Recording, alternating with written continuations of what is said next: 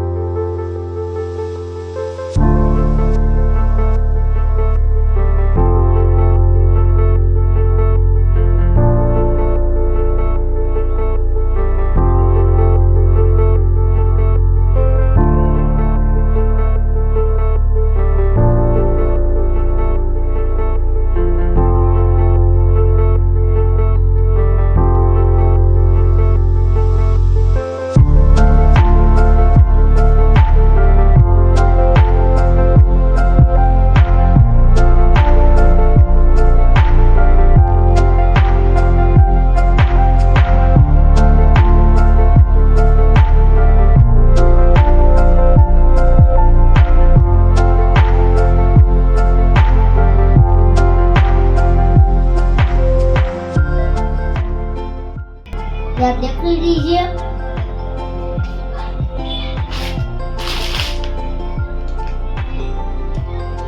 तो कैसी लगी है तो लाइक सब्सक्राइब शेयर करना ना भूले.